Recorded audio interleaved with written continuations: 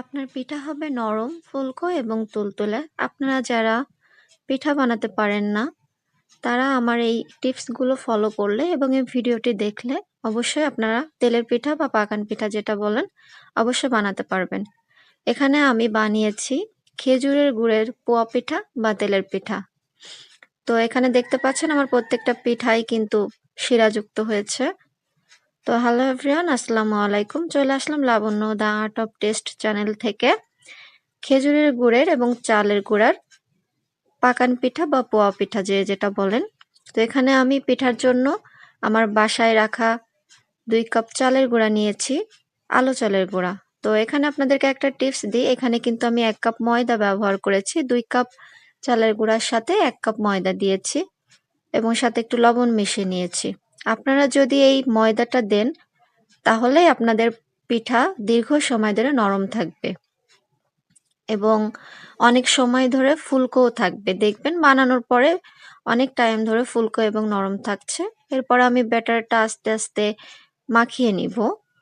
তো এটা আপনাকে অবশ্যই একটু সময় নিয়ে করতে হবে, কারণ আপনার এই তেলের পিঠা বানাতে গেলে কিন্তু অনেক সময় ধরে হাতে মেখে নিতে হয়, কারণ পিঠাটি অনেক সময় খুব সহজে নষ্ট হয়, আবার খুব সহজে হয়ে যায়। এজন্য আমি একটু বেশ সময় ধরে নিয়েছি। আমি কিন্তু এখানে উষ্ণ গরম পানিটা ব্যবহার করেছি, যেটা আমার হাতে সহ্য হবে।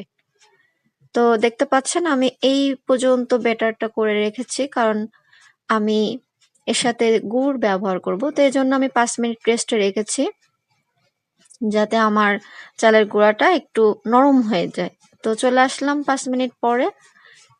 5 মিনিট পরে এসে আমি সেই আমার রাখা যে গুড়টা এর সাথে আমি মিশিয়ে দিব। তো গুড়টা মেশানো হয়ে গেলেও দেখতে পাচ্ছেন আমি একটু অনেক সময় ধরে মাখিয়ে নিব। তো আমার বাকি যেটুক ছিল আমি সেটুকু দিয়ে দিয়েছি। তো অবশ্যই এটাও আপনাকে একটু ঘন করতে হবে, আপনাকে পাতলা করা যাবে না, কারণ তেলের পিঠার ব্যাটার অন্য পিঠার মতো কিন্তু পাতলা হয় না। এটা কিন্তু আপনাকে অবশ্যই একটু ঘন রাখতে হয়। আমার মনে হচ্ছিল একটু পাতলা হয়ে গিয়েছে, এজন্য আমি এর সাথে আরো অল্প কিছু গুঁড়ো মিশিয়ে নিয়েছি, সেটা আপনারা দেখতে পাচ্ছেন। গুঁড়োটা মিশিয়ে আমি আরো কিছুক্ষণ গুলা করেছি। এরপর দেখতে পাচ্ছেন আমি ব্যাটারটা যখন আপনার ধাপে ধাপে নামবে, আপনারা দেখতে পাচ্ছেন এরকম ধাপে ধাপে নামলেই তখন আপনি বুঝতে পারবেন আপনার ব্যাটারটা পিঠা বানানোর জন্য রেডি। এবং আপনাদেরকে এটাও দেখিয়ে দিচ্ছি যে আমার চামচের গায়ে কতটুকু পরিমাণ লেগে আছে। আপনারা এটা অবশ্যই আপনাদেরকে দেখে নিতে হবে। তো এ পর্যায়ে চলে আসলাম আমি চুলায়। তো আমি কিন্তু আজকে মাটির চুলায় বানাচ্ছি, কারণ পিঠাটা মাটির চুলায় বেশি ভালো হয়। তো আমি এখানে কড়াই দিয়ে তেল দিয়ে দিয়েছি। আমার তেলটা গরম হয়ে গেলে তখন আমি ব্যাটারটা দিয়ে দেবো। অবশ্যই আপনাকে এ পর্যায়ে তেলটা অনেক হিট করে নিতে হবে, কারণ আপনার তেলটা যদি হিট না হয় তাহলে কিন্তু আপনার পিঠাটা নিচ থেকে উঠবে না।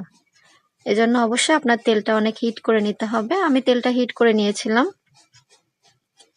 তো আমার প্রথম পিঠাটাই কিন্তু আপনাদেরকে দেখিয়েছি, কারণ প্রথম পিঠাটা মোটামুটি ভালো হয় না, তারপরেও অনেকটা ভালো হয়েছে। দেখতে পাচ্ছেন কত সুন্দর ফুলে গিয়েছে। তো এই ছিল আমার পরের পিঠা। আমি পিঠাটা শুরু থেকে কিন্তু শেষ পর্যন্ত আপনাদেরকে দেখিয়েছি, আমি একটু স্কিপ করি নাই, কারণ ফুলছে কি ফুলছে না এটার কারণে আপনারা দেখতে পাচ্ছেন। তো মাশাআল্লাহ আমার পিঠাগুলো কিন্তু প্রত্যেকটা পিঠাই আমার খুবই সুন্দর ফুলেছে, সেটা আপনারা লক্ষ্য করছেন। তো আপনাদের সাথে কথা বলতে বলতে আমার পিঠা বানানো হয়ে গেল। দেখতে পাচ্ছেন পিঠাটা এই পর্যায়ে আমার হয়ে গেছে। তো এই ছিল আমার আজকের মতো ভিডিও। তো ভিডিওটি যদি ভালো লেগে থাকে তাহলে অবশ্যই লাইক, কমেন্ট, শেয়ার করতে ভুলবেন না। এবং দেখতে পাচ্ছেন এই যে আমার প্রত্যেকটা পিঠা কিন্তু বলেছিলাম যে শিরাযুক্ত হয়েছে। অবশ্যই আমার প্রত্যেকটা পিঠা শিরাযুক্ত হয়েছে, এর ভিতরে আপনারা দেখতে পাচ্ছেন। তো পরবর্তী যদি কোনো ভিডিও আপনারা নিতে চান তাহলে অবশ্যই কমেন্ট বক্সে জানাবেন। তো আজকের মতো এতটুকুই। আল্লাহ হাফেজ।